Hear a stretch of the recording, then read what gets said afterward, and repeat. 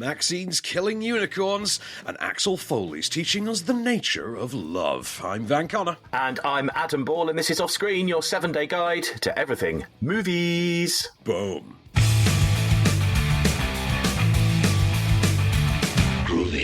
So, hello and welcome back to another week of Off Screen. We've got loads of movies again to talk about today that Van has managed to catch up with, so let's dive straight in. Oh, actually, before I do this, I just want to tell you, went to see Inside Out 2 yesterday. Oh, yes. Did you take Albert, or you didn't take Albert? Did you? No, I don't have him in the week, but we took my other half's little girl, yeah. So the three of us went. Did you? Yeah, and it was brilliant. Yeah. Absolutely brilliant. Absolutely loved it. So yeah, I'm always a bit uneasy going into kids' films because sometimes they can be a bit boring and a bit like, yeah. But it's just, as I said, the first one, so cleverly done.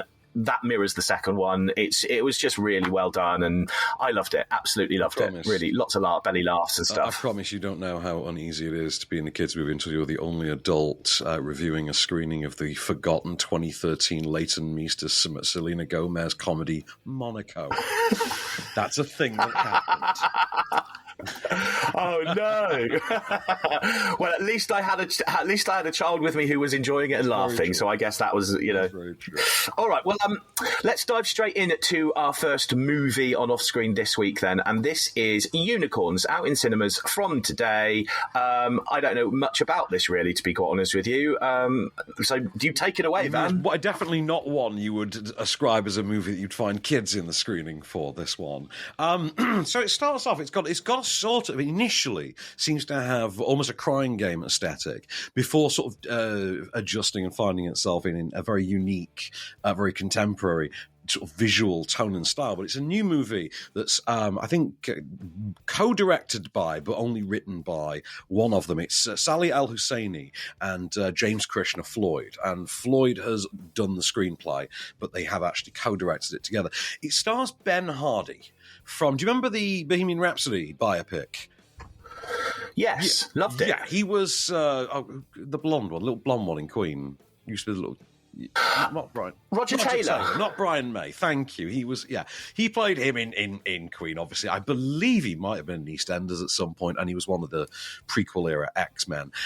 He is an Essex mechanic, Luke, who one night happens about... He's sort of down on his luck. The mother of his child has absconded, and he's raising the kid, in a small, cramped former council apartment with his dad, who's also his boss and co-owner. And one night he happens upon an Asian club venue in which he unexpectedly strikes up a bond with a drag artist who's Aisha. Who's Aisha? I'm trying, because there's two names at play. What then happens is this unlikely bond starts to form between these two. This one, on the other hand, is kind of very buttoned-down, homophobic Essex straight boy, and the other, an South Asian drag artist who is forcing themselves to live through two worlds. Have a listen, and this all comes to a head, but I don't want to tell you about it until, tell you about how that goes until after this. Have a listen. Can we start again? You need money? I need a lift. Get in. Oh, you look lush. Oh, thanks. Who's excited for my track? Yeah!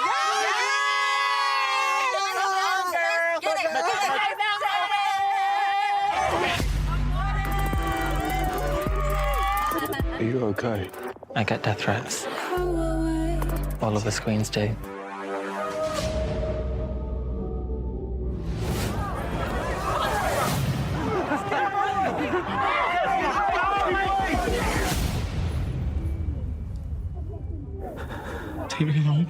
Now, this seems like the kind of movie to me that should have an epic soundtrack. Please tell me that they did do that. It does, in fact, have a great soundtrack. I couldn't. You noticed that right off the bat, like, this has got a good beat to this. Yeah, I'm quite enjoying this. And obviously, as part of the Central Characters drag shows, there is an intrinsically natural element to the soundtrack that's being picked. I thought this was really damn good. Like, I really liked this. I thought Ben Hardy really sold me in the lead primarily. I wasn't expecting much out of him because I'm still like, in my mind, it's like, former soap actor, yeah, this will be great. But he and Jason Patel, who plays Aisha, the chemistry and the dynamic between them, I think is really, really well done. There's elements like having a practicing Muslim family, that being an element within the story and Aisha's life. I thought that was an interesting sort of new addition to this kind of a story. There are, a pair of each character sort of gets their big sort of all is lost moment, as it were. And they are game changers, but the way in which the film handles them, on the one hand, for Ben Hardy, I think emerges slightly better for Jason Patel. But Jason Patel's performance is not in any way the issue there. It is more, I think, just a slight bit of predictability and conventionality in something we've seen done before. But I don't want that to take away from how good the performance is. Okay, well, if you want to check it out, you can, because Unicorns is out in cinemas from today. Right then, let's move on to what is described as comedy, drama, romance. It's called The Nature of Love. I'm sure you're going to unpick all of that, Van. No, I'm not going to unpick it at all. So, The Nature of Love. I think it's because it's quite a downbeat movie in its own way, and right. The title feels almost ironic. It's just one of those things. Okay, so this is, I believe this is, I almost said French. It's French-Canadian, or at least French-Canadian set dramedy, written and directed by Munya Chokri. Munya Chokri does also appear in the movie, if I got that right. Yeah, she does appear in the movie as well, at least early on, as the central character's, one of the central character's best friends. So, at the start of this, we are introduced to our lead, a woman, I would say, in her early 30s, at the stage where she's starting to question what it is that she really wants for her life. She's not quite sure, is this what it's all in aid of? Is this what I'm agreeing to forever now? She has a long-term relationship with a seemingly perfect guy. They have a great back and forth, they have a great banter, but it's all a bit predictable, it's all a bit worn. And then one day by chance, and this tells you about the sort of lifestyle level they're operating at, one day by chance he gets busy at work and she has to go solo to their holiday chalet that they're having renovated, this enormous, 3-story inside converted barn type thing. And she finds herself forming this unexpected connection with this quite younger contractor who represents the complete opposite of her button-down existence. He is more of a free spirit. He's more wild. He's the let loose, shout out into the lake kind of a guy. And a relationship between the two starts to form. This forms like the basis of an extramarital affair for her, and for him, effectively the Mrs. Robinson Manic Pixie Dream Girl thing. But the idea is of following her journey as she has to start to reconcile with the reality starting to set in. The idea that the grass really is always greener, but you kind of have to accept the reality. And therein lies the sort of downbeat drama, because this thing's cynical as hell. Like, it's quite biting and sarcastic and cynical and ruthless. And obviously, unfortunately, Mr. Ball subtitled, because I did say French at the start. I know. But I was really vibing with this. I thought its tone was it reminded me a lot of, it's stylized for like Parisian 1970s kind of dramas, but it has all the acerbic wit of an early 90s Janine Garofalo, Ben Stiller comedy, back when names like that were really quite edgy. Something like Reality Bites with Ethan Hawke and Winona Ryder. And this took me to those kind of films in my head. I thought, this is really good. I'm liking this vibe, really. I think the character writing is insanely sharp, and I think it rides some quite palpable and hard to resist chemistry, for lack of a better term. It also, by the way, to its absolute credit, it also skews impressively adult as well when it needs to. When they do a sex scene, they do a sex scene. This is not PG-13 fare. And I respect the hell of it. I think I've got her name written down here. It was Magali Lupin-Blondeau as the lead. I just thought she brought this really unique presence. A very... Do you know there are those actors and actresses that just have a quirky charm about them, but at the same time they're also gorgeous. I think of Rachel McAdams for that.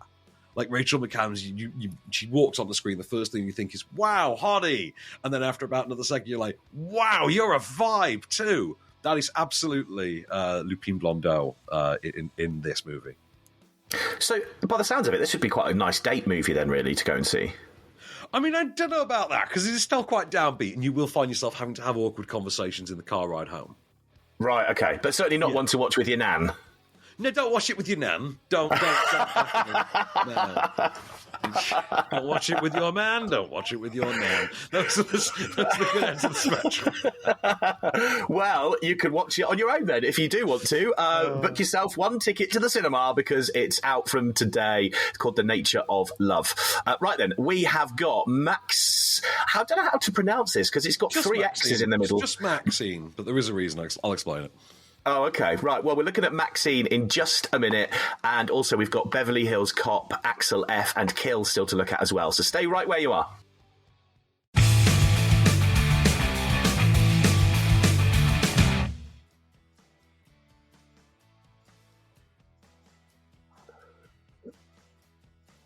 Hello and welcome back to Off Screen, and let's move swiftly on with our next movie this week, and that is MaXXXine. You heard my confusion a moment ago where it's got three X's in the middle, so I would pronounce it MaXXXine. No idea why they've spelt it that way, but I'll leave it over to you to explain, Van. It's a crime horror, that's all I know. It's kind of a reductive way to describe. I'm guessing that comes from IMDb, but yes, I would imagine if you were going to pigeonhole it, that's what you'd call it. Now, the title is a multi-level reference. First of all, it is the third film in the X series. Of course. It is partly set in and stars a character from the world of porn. That's another one. And also, it's cool. Is the third and most important reason, I think. So this is, as I say, the third film in the X series. So this began with the 1970s, I think 1970s, early 80s set Thai West horror film X a few years ago, in which a sort of small cadre of porn stars and filmmakers hired a remote barn and went to film a bunch of adult movies in order to ride the wave of the early VHS boom. And it turned out the barn they were renting belonged to a serial killer, a creepy-ass old lady played by one of its stars under makeup. We then got a sequel called Pearl that was actually a prequel that followed that old lady in her younger years when she was an aspiring starlet, and thus explaining why she would eventually then go on the killing spree.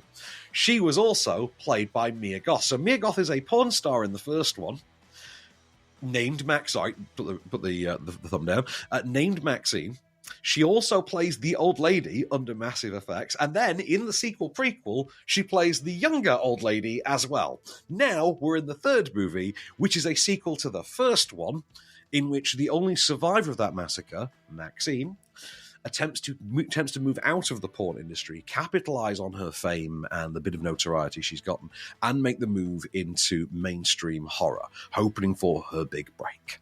However, she's doing this in 1985 Hollywood, whilst the Night Stalker is on the loose, the notorious serial killer, the Night Stalker, and she finds herself very quickly becoming one of her targets. So I've got a clip for you. This is her having an early audition for this very Sydney Sweeney immaculate but 1985 kind of horror movie. MaXXXine. Your agent tells us you're quite a popular name in adult film and entertainment. Is that correct? Yes, ma'am. I'm curious, did you always want to be in that line of work? I always wanted to be famous. So, if you don't mind me asking, why come here and do this? Well, I've always had a larger vision for myself. Realistically, porn can only take me so far. I'm gonna be 33 years old pretty soon, and in hardcore, women age like bread, not wine. I'm not where I want to be yet. I want the good life. You mentioned the Night Stalker. Is that the same Night Stalker that there's a whole thing on Netflix about? Yeah, very famous. Right, yeah. American pantheon of serial killers, because he was one of the biggies of the 80s. Yeah. Also, he gets referred back to in a lot of other media texts, things like the X-Files, the work of Thomas Harris, things like that. I know way too much about 90s era serial killer lore. Sorry, I was a psychology nerd as a teen. Anyway, this is really good fun. I think they're all very fun films. All three of these are very fun films in their own unique ways. They're very different films. The first one is that video nasty slasher kind of tie-in. The second one is very much a throwback to pop Americana and using the American dream for this young woman's complete psychological break. And then you've got this third one, which really just has some fun with the plastic cynicism of the mid-1980s. I mean, it opens with a great montage, for instance, where they set the scene for you. They get like archival footage of Dee Snider from Twisted Sister having to sit down in front of the Congress or Senate and like justify, please don't put warning labels on our music. That's just idiotic. I love all that.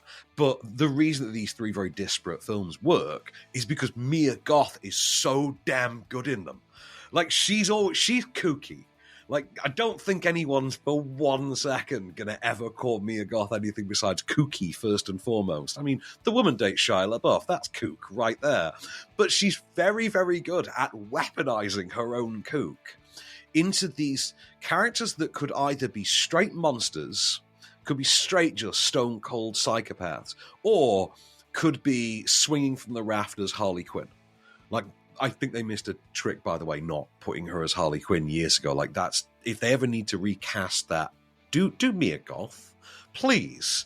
Also, she's going to be the villain in the new Blade movie as well, which I'm down for, because if anyone can lean into creepy ass horror, and it's very clearly Mia Goth. Ty West, meanwhile, writing and directing, fares better on the directing than the writing. Sad to say. Particularly because the man showed up and introed our very swanky screening of this, which made me very sad for him. But, one of those things, what are you going to do? The screenplay's a little bit hackneyed. It's not too engaging. It occasionally falls into Black Dynamite-style parody at times in a way that the other two didn't quite. But maybe that's part of the shift to the 80s. The directorial, though, I really enjoyed it. I think the use of different camera techniques and different sort of, like, obviously digitally manipulated, like, film overlays and things like that, I thought was very interesting, very cool. Obviously, it has a good soundtrack, before you ask me. Good. I thought it probably should. I mean, being 80s, I mean, you've got to exploit that somewhat. I'm just watching the trailer, as I normally do, on silence while we're chatting, and I love. I have no idea why, but the Hollywood sign being replaced with MaXXXine, like that was a bizarre shot.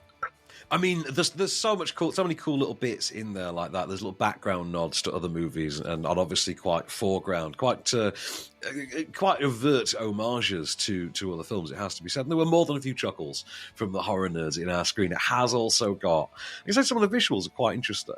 It doesn't get all the way there. For my money, it still feels a little teensy bit made for Shudder, but the supporting cast, I have to say, are a big win as well. You must have seen I'm sure you've seen a bevy of famous faces on that trailer there. That include Kevin Bacon in one of his 2 movies this week. We'll do the other one next. Kevin Bacon, Giancarlo Esposito from Breaking Bad, Gus Fring from Breaking Bad, who just shows up in the single worst wig you've ever seen and plays it completely like straight. It's wonderful. Halsey is in there, whom I just think is a goddess of a human being, Halsey. And Elizabeth Debicki, who seems to be channeling straight up Christopher Nolan energy into this. It's the only way I can describe it. She shows up as this hard-ass film director, and I'd swear she's imitating Christopher Nolan. I would swear that's what she starred in Tenet, so she'd know. And I just feel like she's putting on I'm Chris now moment. Good fun. Like I say, I don't think it's the strongest of the 3 movies. My special place always goes to X, because I think that was such a fun movie, and even though it was just doing what it said on the tin, I think that was a fun movie. The second one very much suffers from a Devil's Rejects effect to me, where it feels like because you're doing something so radically different, people highball it I think.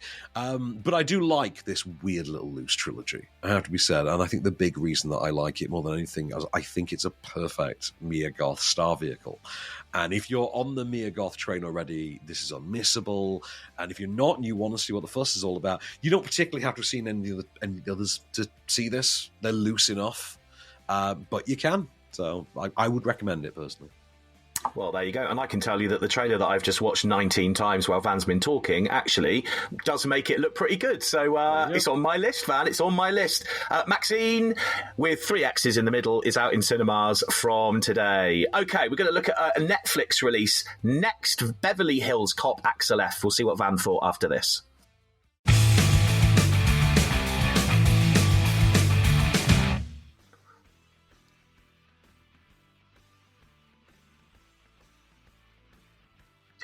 Hello and welcome back to Offscreen then. Okay, let's move straight on to our next movie. This one you can watch right now from the comfort of your very own home because it has been released on Netflix.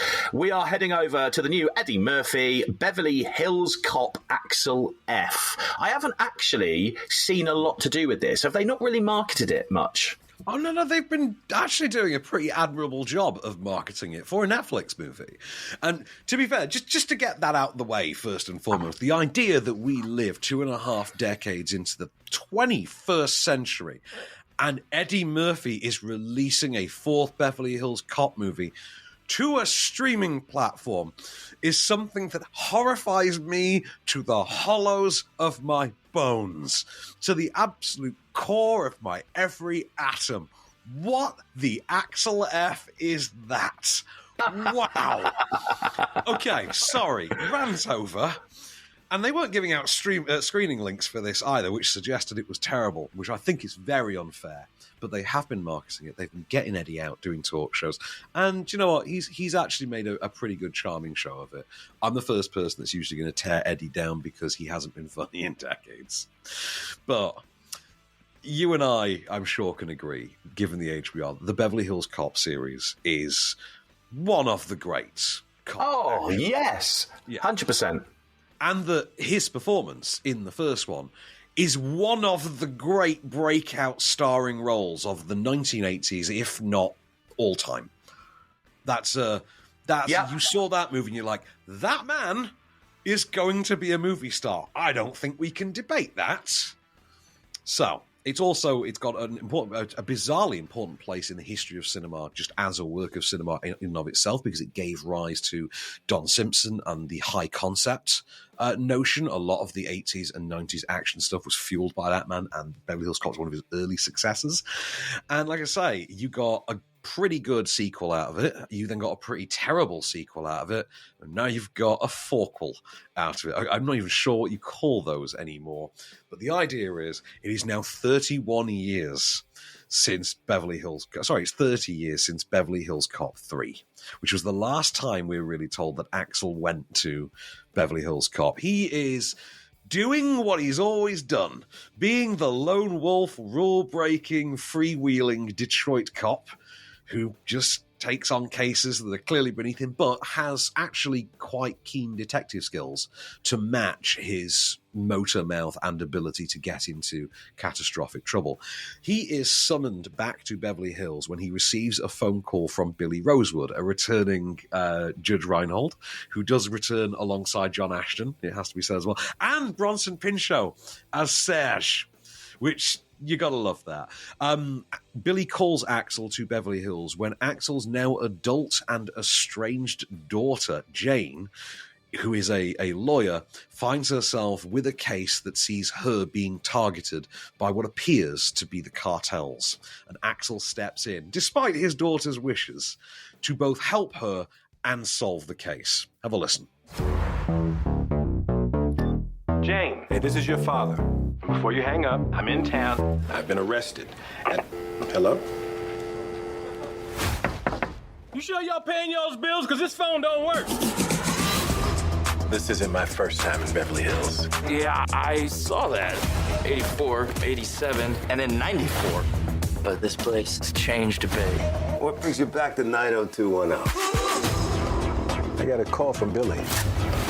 He's in trouble now. What do you want from me? I want you to be a cop again. You gotta do something. Axel, if you damage any city property...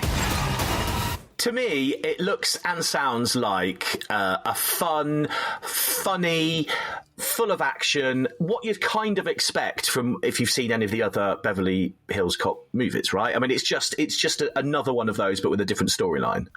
Oh, yeah, I mean, very much. I mean, don't get me wrong. You do get to, start watching this. I was going to say walk into this, but it's at home.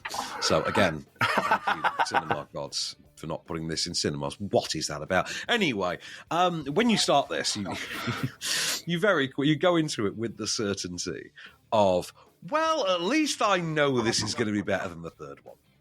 I've got that guarantee, right? I've got that guarantee. So I know that there is a flaw on this. And yeah, it exceeds that. Like, merrily, it very much does. Obviously, it's not a patch on the first movie. The first movie is just it's magic dust. It's lightning in a bottle. The second one is not as good a movie, but does as well as it does in your memory because of the great direction from Tony Scott and how hard they leaned into the more action stylings of it. This seems to, I kind of want to split the difference. It's easily one of the best sort of revival sequels of its kind that we've had, really. And I kind of think it kind of sits comfortably alongside the most recent two Bad Boys movies, I would say. But it's not got that slick action genre-centric style. Like, the last two Bad Boys movies, okay, they're not brilliant, but they're really well shot. The action is really thought out. There's inventive stuff in there. And that would have felt out of place with Axel Foley, I grant you. And I need to stop triggering the thumb emoji thing. That would have felt out of place with Axel Foley, but they are kind of doing the same thing with Axel Foley here that they are doing with Martin Lawrence and Will Smith in the Bad Boys series, which is you now have to make him the parent, and an element of this has to involve what happens when the character is forced to grow up. And his story arc with his daughter, for instance, largely is the look. One is supposed to be the parent, one is supposed to be the child, and you don't seem to understand which way around that works. And that really is Axel's whole arc in this. And like, fine, cool, I'll go with that, because that's at least more fun than Martin Lawrence having his near-death experience and then his come-to-Jesus moment that is Bad Boys Ride or Die. Also, clever thing they've done with this is they've made the choice to pair Axel up with a younger detective who can sort of carry a bit more of the physical stuff, and that's Joseph Gordon-Levitt, who you can hear in the trailer. Great sequence involving them in a helicopter. They got their money's worth out of that helicopter rental for this movie. Kevin Bacon is in there, second movie in a row this week. And you know what? Brilliantly slimy Kevin Bacon character. Big fan. And you know, about the point that you get Bronson Pinchot showing up being like, Beanie! I'm like, oh, this is nice. Like, I just wanted a little reference to an espresso with a lemon twist, just for old time's sake. But, yeah, good fun. They've tried to do a Top Gun Maverick with it as well, where the early bit of the film is kind of designed to mirror the very first movie. Where, you know, like the first Top Gun literally opens with the opening... Maverick opens with the same opening sequence as, like, the first Top Gun, even down to the music. This does the same. So you get, the Glenn Frey Heat Is On opening. You get the use of Bob Seger's Shakedown, Neutron Dance, is not far off at any given moment. The musical beats are in there, but they are rather seamlessly intermixed with more contemporary offerings. I know Lil Nas X has a theme song out that actually incorporates the Axel F riff, which I think is actually a pretty decent little banger, actually. I listened to it the other day, I'll sheepishly admit. But yeah, good fun. I really enjoyed this. I'm depressed as hell that we didn't get to go to a cinema. And why is that, do you think, though? Like, it doesn't really make much sense, does it? They were trying to get this made for years. Like, they had been trying to do Beverly Hills Cop for years. And at one point, I think there was going to be a TV series on FX, and it was all about Axel's son becoming the new Beverly Hills Cop. And then at some point, Eddie Murphy signed back aboard, and Netflix were taking it on. It was all about funding and really how much money they thought an Eddie Murphy sequel was going to make at the box office post, 2000, really. Because, In the same way that Costner had to deal with this with Horizon, Eddie Murphy does live in the shadow of Pluto Nash. And Norbit, I think it was. It has to be said. The man has his dream girls and Donkey. You know, he always has those to his name. But he does also have Norbit and Pluto Nash, and that's a very wide shadow. I'll tell you what, one thing I am confused about is how on earth Eddie Murphy still looks about 35 years old. Yeah, the man hasn't aged a day, does he? And you know what? No. You see him when you see him doing the old character, and it's clever that how immature he is kind of baked into it. You do get that. Oh, you know, it's good to see him back. And of course, you never grew up, and it works. You have fun with it. Amazing. Well, if you do want to see it, as we've mentioned, you don't have to go anywhere.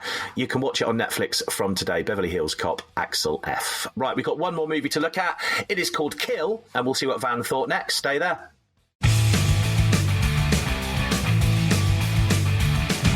Hello and welcome back to Off Screen for one last ride then. We are going to look at the movie Kill, which is out in cinemas from today. On paper, Van, this is right up my street. Yes, I mean, it does say on your paper that it's subtitled, right? Just to leave that.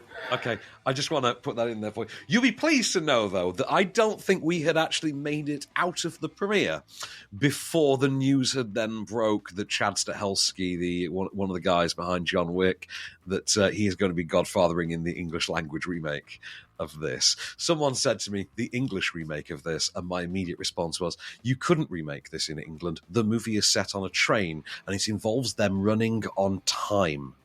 So it would never happen.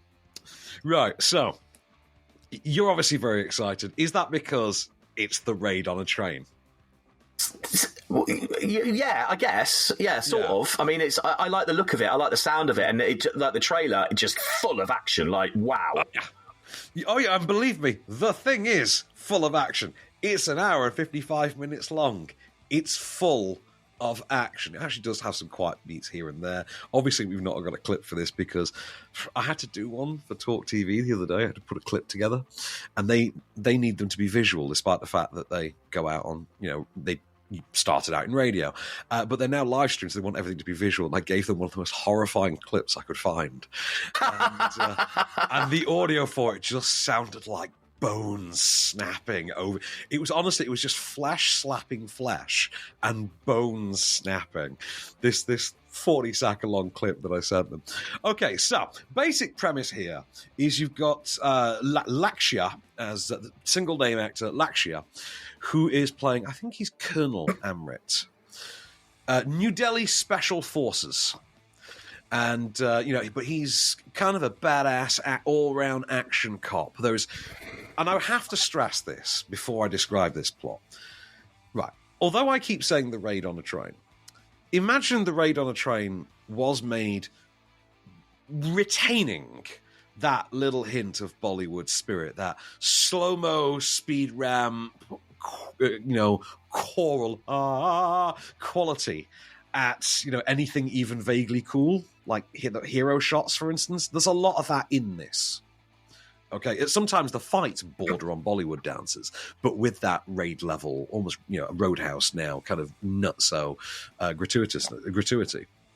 Right, Colonel Amrit has, this forbidden love, who he's desperate to marry, but she has a rich daddy who won't allow her to marry a lowly cop. God forbid. Anyway, he wants her to marry this other dude, so they're getting on a train. They're getting on the train to, I think they're actually going to New Delhi, tell a lie, the following day to get married, and he sneaks his way on board with his mate already seconded on there as well to give him backup, his cop best friend, his wingman. And the plan is he's just going to get her aside in the bathroom, propose to her, and they will facilitate their escape so that they can be together. However, before they can do this, terrorists go and take the building. I'm kidding, that's Die Hard. Bandits go and take the train hostage so that they can basically fleece everyone on board, find anybody of value, and hold them hostage. And it turns out that, Forbidden Love's dad is also on the train. And like I said, Rich Daddy, he's basically, he's like an Indian Rupert Murdoch as far as they're concerned. So they want him, they want his daughter, and they don't seem to realise that daughter has her own personal John McClane aboard. So imagine how this is going to turn out for an hour and 55 bone-snapping, flesh-slapping, bone-cracking, flesh-slapping minutes. I do love the sound of it, and I'm really... Did you say... So when's the... I mean, how's the English remake even going to work then? Like, how... And when's it out? I have no idea. I just know there is an English language remake coming, and Chad Stahelski and 8711, I think they're now called, are going to be producing. This is completely badass. It is an absolute corker. I mean, pun intended, it's a ride. Better than The Raid? Oh, nothing's better than that. Don't be silly. And that's how I know you haven't seen The Raid yet, because you wouldn't even ask. It's the silliest question you could just ask a person. Anyway, because The Raid is too good. There are people that think The Raid 2 is better than The Raid. No, it isn't. The Raid is just The Raid. That's how it is. And Kill is just the ride.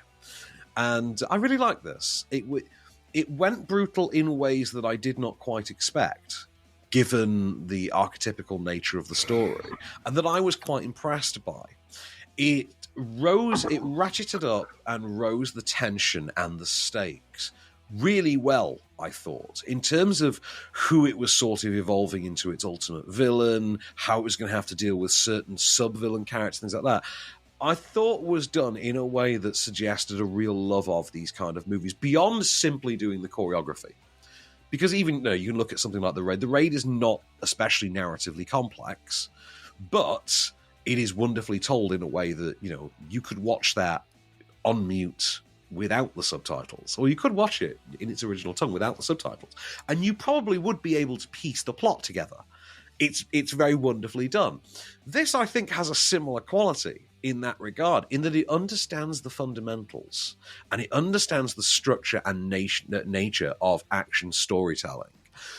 And key to that sort of mentality, when you've then got fight scenes and fight choreography as well staged and as well executed as you've got in Kill, those two components together result in magic. Like, just magic. When you then add the extra factor on top of the needed Bollywood cheese, this is a ride. It's a ride. I loved it. I can't wait to see this again. All right. Well, top scores from Van on that one then. Kill is out in cinemas from today. All right. Before we look at class. Before we look at next week's movies, then movie of the week this week. I don't actually know which one you're going to choose. To be fair, well, probably Kill. It is Kill. It is Kill. I appreciate, because you've got options. I think there with Kill, I know is going to be somewhat limiting by being subtitled. And it puts some people off. I think it's worth it. And if you love The Raid, go and see it. MaXXXine is very good. And I know there's fans out there that really want to see that. We've had a pretty good week all around. There's not been a bad one this week. I mean, if Axel F, for its limited flaws, is the worst film that was out this week, this was a bloody good week. Well, there you go. Okay, let's look to next week. We've got loads to look at next week. So we're going to start Hundreds of Beavers. Yeah, Hundreds of Beavers. I have somehow missed what the hell the plot of this is, but it's some satirical, I think it's period piece comedy about a man literally having to fight hundreds of beavers. I've got a screen link for you. I think you should check this out as well. That sounds as crazy as Cocaine Bear. It does sound like that, doesn't it? Was it? I think the best cash into that anyone's come out with yet is still Cocaine Crabs from Outer Space, which I've yet to watch. Next week we have got another one, and I've seen this, and I'm going to have to watch it again because I saw it the same day as Winnie the Pooh, Blood and Honey 2. So you can imagine it kind of got lost in the wash a bit, and it's a shame because it was very good. In a Violent Nature is out next week, and this is kind of the sort of almost first person serial killer movie in the vein of like a woodland killer like Jason Voorhees or a Wes Craven character. It's a very cool movie, but I want to see that again. Despicable Me 4 finally gets its release next week. The Nicolas Cage serial killer thriller Longlegs is out, next week, which is meant to be depraved. This thing is meant to be sadistic. I can't wait. Apparently it's the new Silence of the Lambs. We'll see about that. I say. Curzon's new one, Sleep, is also out next week. And another one I have seen, Fly Me to the Moon. with Channing Tatum and Scarlett Johansson, in which they are the secret NASA PR party tasked with faking the moon landing in case the actual moon landing goes wrong. And it's good fun. I can say it's good fun. But we'll talk more about that next week. But yeah, ScarJo as a brash, hyper-confident 1960s ad exec working for NASA, it's weirdly hot, I'm not going to lie. It does sound like I'd quite enjoy that as well, so looking forward to hearing what you thought of that. But of course, we've got to come to an end. That is all we've got time for this week on Off Screen. We will be back next week. Until then, I've been Adam Ball. I've been Van Connor, and we shall return.